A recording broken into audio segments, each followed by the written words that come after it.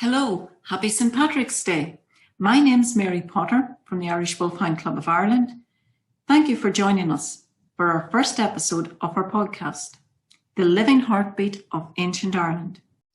We have two fantastic guests, but before we get going, I will hand you over to our chairman, Tony Dunn. Díagwich, agus fáilte, agus láféile póir seanna gwich. Is mise Anton O'Gwyn, Chahirlach a Chuman Chuna Fáil na Héireann. Hi, my name is Tony Dunn and I'm the chairperson of the Irish Wolfhound Club of Ireland. I'd like to welcome you to this podcast, the first in a series of episodes brought to you by the Irish Wolfhound Club of Ireland and our partners Connolly's Red Mills. In the forthcoming episodes, we will have special guests, discussions with wolfhound breeders, artists and sculptors. We'll discuss food, nutrition, and all things wolfhounds. And now I'll hand you back to Mary. Our first guest today is Mr. James O'Leary of O'Shea's Living Shamrocks in County Kerry. James, can you tell us where your company is based and how you come to grow our living emblem? Okay, and by the way, you'll have to excuse me if you hear a few dogs barking, which I'm sure you're used to with Irish wolfhounds. They're in the other room. Okay, well, I have a few little schnauzers here, and if anything passes, they just make a bit of noise. But anyway. Oh, they're lovely, a bit hairy like a wolfhound, you see, so. That's right, yeah. We'll call them junior wolfhounds, okay? Yeah, they actually can look, they have the characteristics of a wolfhound. Indeed. Okay, how did I get involved in growing shamrock? I suppose as a young fella, I was always interested in horticulture and plants and stuff like that. And then in my 20s, I got this notion, and don't ask me where it came from. And I grew 1,000 pots of shamrock in the back garden, and it'd be too long a story even to go into all the details of it. But anyway, I grew the shamrock. I took an interest in it, and further on from there, then I went to workshops in Kinseely with Teagasc, okay, the agriculture agency here in Ireland, and I learned more about it. And we ended up then, a group of us got together, and UCD, the big ambition, of course, always was that if you could get shamrock to the United States, you'd just make millions. Like, it was just easy. That never happened, but UCD came up with this great way of growing it in a gel, a hydrogel, okay, which meant we could export it to the States. So we got the way of getting it in, but we get some of it in there, do you know what I mean? But we never made the millions. So that's was in the early 90s. Okay, so group of us formed a company, and over time different people left, and there's two of us still remain in the company. One of the guys would be Ray O'Hare, and interestingly, he is the original technician that developed the technology of growing it in the hydrogel. So myself and Ray and another lady, Arlene, we own the company, and I manage it, and that's it really put into a nutshell. Thanks, James. Although we all think we know what the shamrock looks like, and I still think there's some confusion. Indeed, some buttonholes have been found to display clover. Can you tell us, James, what the real article is like, the genuine Irish shamrock? Yeah, I'll go into a little bit of technical stuff here, okay? The shamrock that we would have would be a plant called Trifolium repens, right? Or there's another one, a sister one, which we'd also use as Trifolium dubium, okay? And shamrock is, and I know we're doing this through audio, but you can see this through Zoom, okay? Yeah. There's a little pot of shamrock, okay? And you got the shamrock that you're sending out. And if you look, the leaves,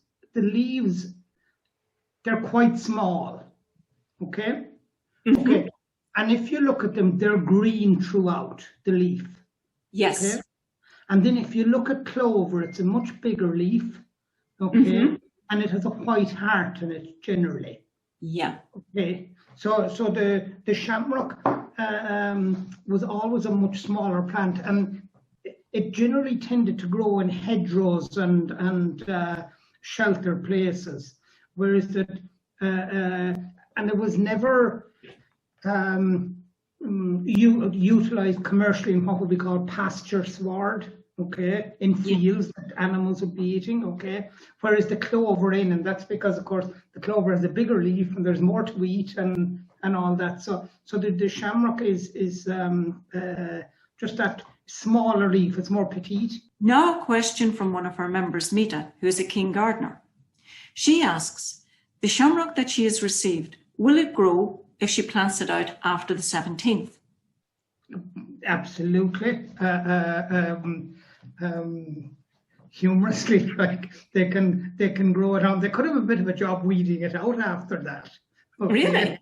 Oh yeah. It'll grow on quite well. Again, just go back with the tradition again. Just keep it in a sheltered spot, and it'll flower there. It will die off, and those seeds will come back again then next year. So there's no particular conditions that you need to grow your shamrock. It's grown back for the last hundreds of years in Ireland. Do you know what I mean? So it's quite a survivor as a plant goes. Maybe some of our members who are living in sunnier climes, would they have more difficulty growing their shamrocks? As I've travelled around the world, I've found shamrock growing in very, very unusual places. That's good. That's good. James, can you tell us something about the tradition of the shamrock being sent out to presidents and royalty for St. Patrick's Day and the role your company plays in that? The first person who would have presented it would have been an Irish ambassador, and that was 1952. It was John Hearn was his name. And he presented it at the time to Harry S. Truman, okay? So he presented him with a box of shamrock. And before that, it was customary for the shamrock to be presented to the cabinet, senators and members of the US Congress, okay? And in 53 then, it was presented to Dwight Eisenhower. And Eisenhower actually thought it had come from Sean T. O'Kelly, the President of Ireland. And he sent Sean T. O'Kelly a thank you or an acknowledgement for the shamrock, even though Sean T. O'Kelly had never sent it. Okay, so that began the tradition. Okay, when Reagan became president, he had an interest in Irish affairs. Okay, so much so that he even visited the Irish ambassador's residence to discuss Ireland with them. Okay, which would have been quite a thing for a US president to do. And Garrett Fitzgerald would have then presented the shamrock to him, okay, in a formal. And since then, it has been ritual now. So while it goes back to kind of the early 50s, really, it was only in the Reagan administration that the whole Taoiseach would present it to the president, and it became a very, very, what we call special space, okay, in the calendar every year. So, James, the question we would all love to know, will President Joe Biden and First Lady Jill be wearing your shamrocks on the 17th? Just like the rest of us. Absolutely. Okay. Quick answer, right? But no, like how it happens for us, and one of the things that I skipped over there was when you mentioned the other royals and people like that wear the shamrock, right? Yes, an embassy. And it, like we'll say, we supply and ship it to embassies, to foreign affairs, all the Irish troops overseas wear it, you know, where they're serving with the UN, and there would be an event every Paddy's Day wherever they're serving. So we're sending it to Chad, to absolutely everywhere there's an Irish contingent. 2 years ago, we were approached by is it the Royal Irish Regiment that Prince William and Kate are the head of? Yes. Yeah. And we were approached by the person there, and their supplier, he just stopped supplying them with Shamrock. So this was new for us, and we found that there's loads of Irish regiments again that celebrate the whole St. Patrick's Day event. Okay, needless to say, for Kate Middleton, she has to get quite a special. She gets the VVIP, like Yes. Shamrock. Okay. Yes. So that's made for her again below in Ballinaskelligs. So yes, Jill and Joe Biden will be present to the Shamrock this St. Patrick's Day. It has been shipped over via the Department of Foreign Affairs in Dublin, and thank God. I just think it's a really, really special and wonderful event that we hold on to. Yes, I agree. And I'm really proud, you know what I mean, to know that it is the Shamrock that we grow in Ballinaskelligs, you know, that ends up over there. And just to come back on something you mentioned there, James, whenever you said that Kate Middleton gets a very special bunch and that's presented, you may have noticed there's an Irish Wolfhound there. Yes. And that Irish Wolfhound is one of our very own. Oh, okay. He's retired now. Right. One of our very own from the Irish Wolfhound Club of Ireland. Okay. Yeah. And you know, it was wonderful, first of all, to come across it accidentally, you know, but you know, the other thing that came along with that then was we had all these different Irish, I don't know what you call them, squadrons or whatever of the British Army, you know. Uh-huh. There are regiments, Yes. regiments, but they've such a proud connection to the Shamrock and to Ireland, you know, Yes. and very, very much so. So we would have also then the people who are retired, and there would be you know, groups set up, you know, Yes. to supporting the retirees, and they are so keen to Yeah. get the Shamrock for St. Patrick's Day and to keep that Irish connection, you know. Yeah. Well, it's great that we both have that association with the Irish Shamrock. We each have a living emblem of Ireland, and we're very proud of that. The Irish Shamrock and the Irish Wolfhound. And obviously, for the size of them, they'd have a nice appetite as well. A good appetite, James. Yes, they do. A fine, healthy Irish dog. They are. Yes, indeed. They have a very good appetite. And we're actually partnered with Connolly's Red Mills down in Kilkenny. They make a range called Go Native. And Okay. that's actually one, it's totally all organic. A lot of Wolfhound owners feed a mixture of raw and dried food. Okay. Just larger amounts than your Schneisers. Well, funny, my Just little schnauzers are fed Red Mills as well. Are they? Yeah. I can remember going into my groomer one day, and what she was saying was, no, you like just for the dog's constitution and everything. And she was able to show me on the packaging the difference between when there is real chicken or real fish or real duck, Yes. and when it's just an artificial taste that's put in. Absolutely. Yeah. We were actually down there, James, and we were brought around their whole factory. And that was an education, and it is good food. It's the best. Yeah. And so we're delighted to be in partnership with Red Mills. My last question, which I could ask, will you be drowning your Shamrock on the 17th, James? And what will you be drowning it in? Is that one of the things I used to do was here in Athlone, there's a pub called The Shack, right? Yeah. And about 25 years ago, when I started doing the Shamrock, I used to always call in and drop a little basket of Shamrock in. It was my local, right? Yes. And even though I moved on and moved away and whatever, every single year I went in there with the basket of Shamrock and it became like, even the man that owned it himself and his wife, they passed away since, and I bring it into their son who now runs it, right? Wow. And it's interesting. The only thing that has stopped it for last year and this year has been COVID-19. Oh my goodness. That has and little did I think that when it didn't happen last year, that 12 months later it would still be ruling the roost. So ordinarily I would be in there and I would drop in the Shamrock and I would have a pint with the owner, and you know what I mean, we'd have the same story. God, you come in every year with a Shamrock and we say the same things and we all leave again, you see. But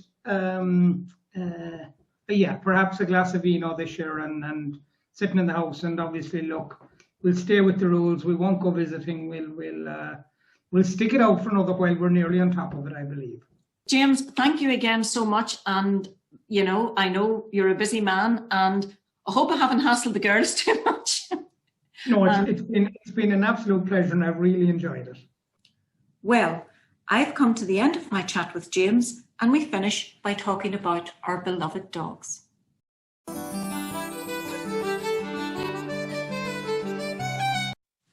My second guest today is Jim Fitzpatrick, internationally acclaimed Irish artist, the man behind some of the most iconic images ever created. Jim created the artwork for all of Thin Lizzy's albums. Not surprising, as he and Phil Lynott were best friends. And of course, the most iconic image of all time, his two-tone Shake of Ara print. However, today I'm going to chat with Jim about his love of Celtic mythology, bringing to life the ancient stories of our culture, depicted in his glorious art. As wolfhound owners, it is part of our own myths and legends that wolfhounds were associated with the Tuatha De Danann in the areas of the Boyne Valley, Newgrange and the Hill of Tara. Your illustrations and your books have made it possible for so many of us to appreciate and understand these stories from our ancient past. In fact, Jim, it was your beautiful painting of the goddess Bowen at Newgrange with her Irish wolfhound that was my true inspiration for our club to return with our great hounds to the place where their ancestors lived. Jim, where did your inspiration come from? Long story cut short, I learned some of these stories when I was in school in Gaelic. I'll give you a sample as we got whacked on the head. Be re in do daravanam ler. I can even get his pronunciation. And if you didn't say the whole thing right, you got whack. Right? That's what school was like when I was young. And it put me off totally. But when I hit my teens, when I was 13, I was exported down to County Clare because there was a polio epidemic on in Dublin. I'd already had TB and nearly died, so they didn't want me conking altogether. So my mother sent me down to her relatives in Clare. And that's when all this mythology came alive, because the woman who was the Banatee, the woman of the house, had no children. She was just married. She often walked barefoot. It was like something of another century.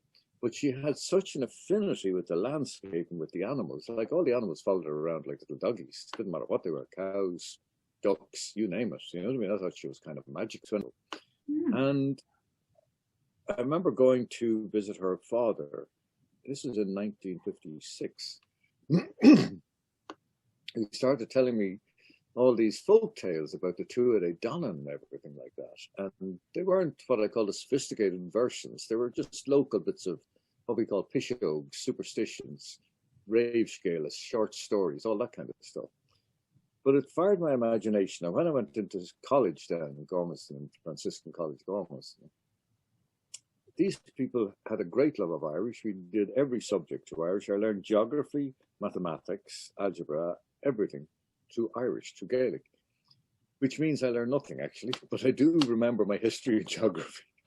Don't ask me about geometry, because when you talk about the square and the hypotenuse, you have to remember I learned it all in Gaelic. So the word hypotenuse is like, what? So I got a great love for the Irish language then when I went to Gaelic school in Ballingeary down in Cork, where you spoke Gaelic for 2 months. So between Gaelic and, I'd say fairy stories or mythology, I developed this immense curiosity. And then when I left school, I realized I didn't know anything, because the whole early history of Ireland, right, was reduced to a half a page about the 5 invasions. We never learned about the indigenous inhabitants, for instance, the Christian, who you probably are descended from up there, because they spread from Northern Ireland down the coast, west coast, down to Cork and Divan, County Kerry and Cork. All this was a revelation to me. Right? I thought we were one homogenous mess of a people. You know what I mean? We've been there for centuries, about thousands of years, which we had. But we're not. We're about 5 different species, different races almost. You know what I mean? It's a learning curve. But the mythology instructs us. In other words, what's the word for it? The present is defined by the past. And if you don't learn the lessons of the past, you're never going to have a present. But the mythology is wonderful because it tells us who we are, not who we were, who we are. We're still the same people, same genes, same everything. And did you come from a family of artists? Oh, yeah. My grandfather was a very famous political cartoonist called Thomas Fitzpatrick. He ran a fortnightly satirical magazine called The Leprechaun. He was known as the cartoon wing of the nationalist movement. So that'll give you a good idea. Yes. His mother was O'Brien, related to the royal family, and her brother's son was the photographer for the Stuttering King. I can't remember which one he is. King George, was it the fourth? No, George IV lost America after him. Anyway, I can't even remember which king he was. But around the time of Winston Churchill then, he went on to be the photographer for Winston Churchill personally. And after Churchill died, for his widow, So there's those strange connections as well, Always on both sides. Many of us Wolfhound owners look back to the ancient myths and legends when choosing a name for our hounds.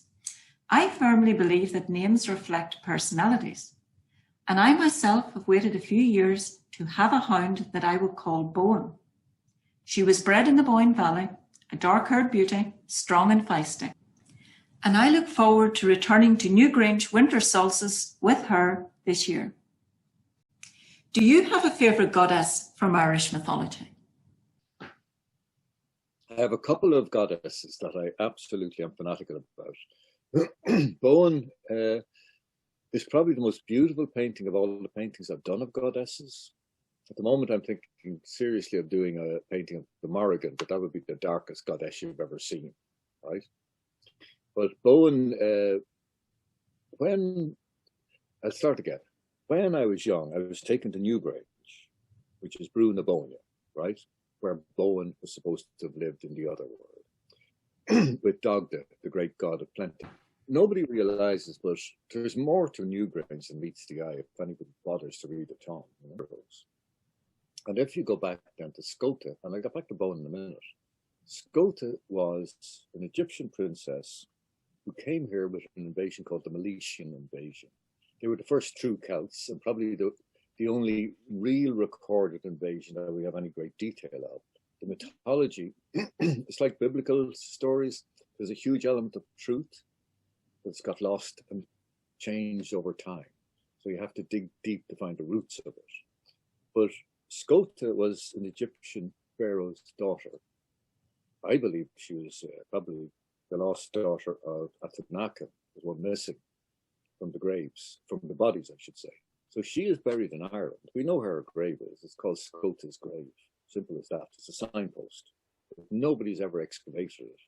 So she was the one who gave her name to what I call us, the Scottish people, or the people of Scotia. Anyway, you asked me about Bowen, and I'll go off on a tangent.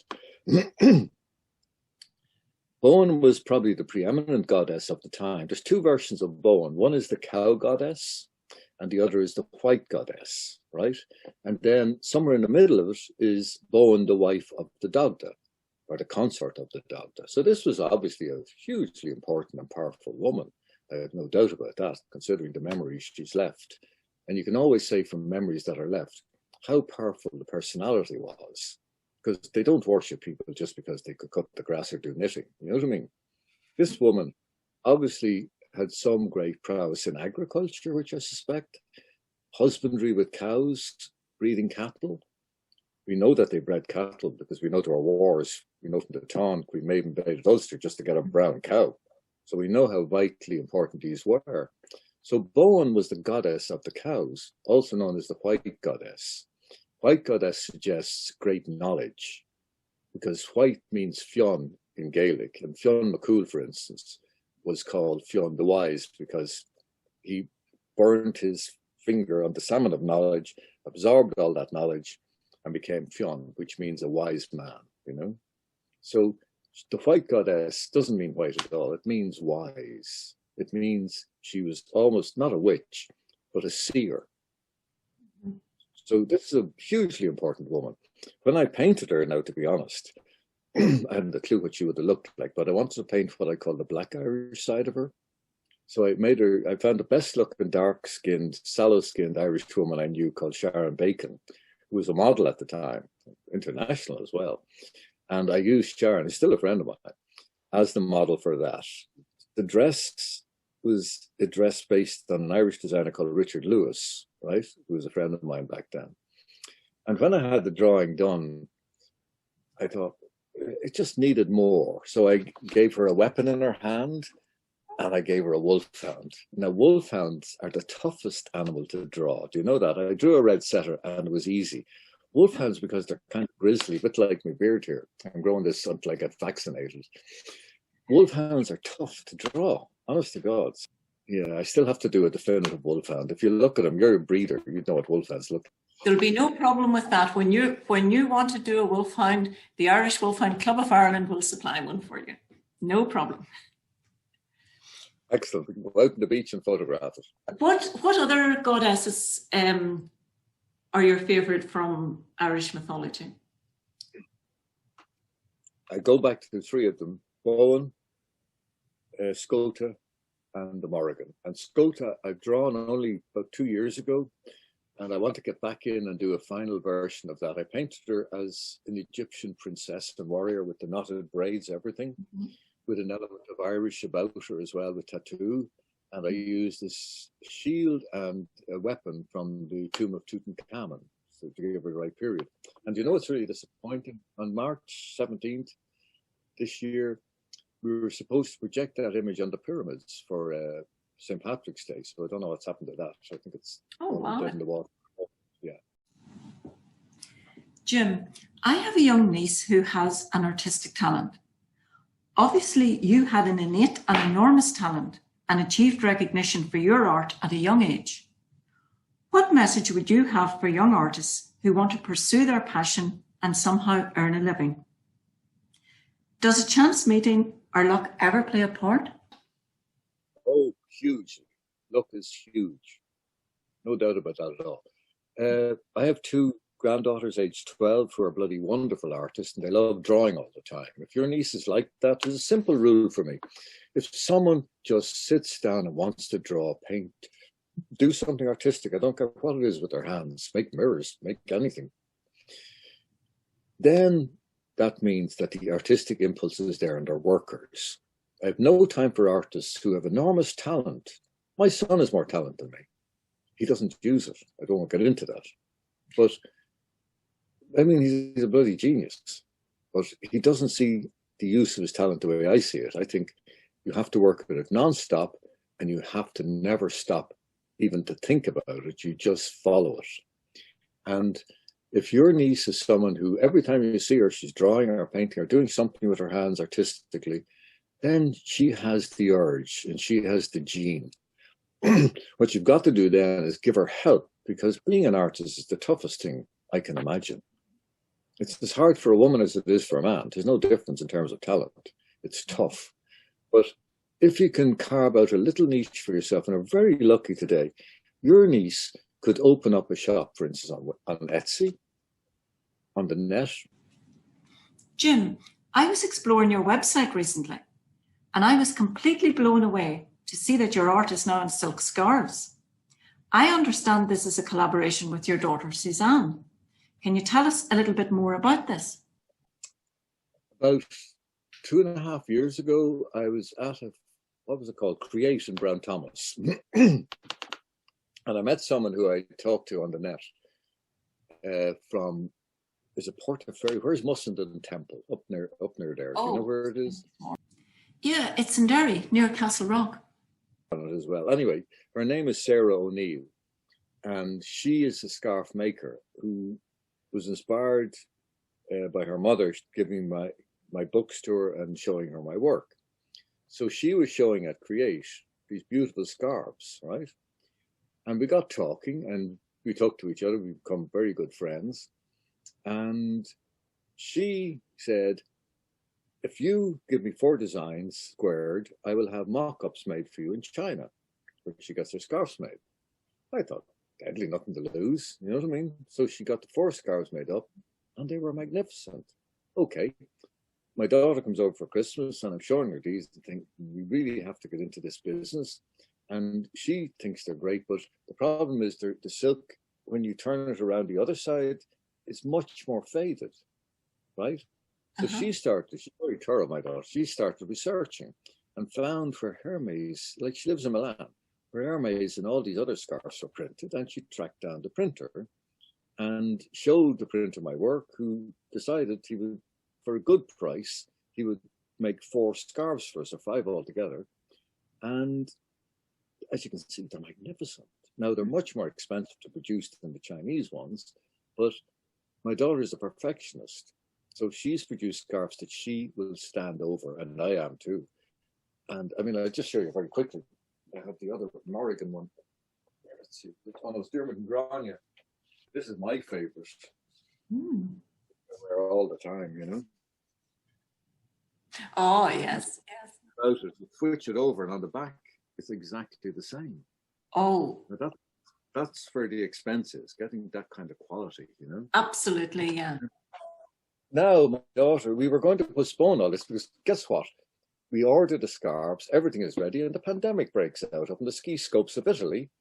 And I'm saying to Suzanne, I've been around the block when I was young. My whole family were wiped out in 1914, 1918.